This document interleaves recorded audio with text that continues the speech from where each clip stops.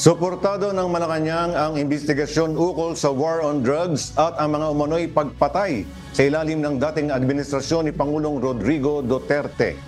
Ayon kay Executive Secretary Lucas Bersamin, pinapahalagahan ng pamahalaan ang hustisya at ang pagsunod sa batas sa buong bansa. Kaya dapat lamang na maimbestigahan at mapanagot ang mga nagkasala sa nangyaring high killings kaugnay ng war on drugs. Ang CIDG nag-uumpisa nang alamin ang mga pulis na dawit sa mga naturang operasyon.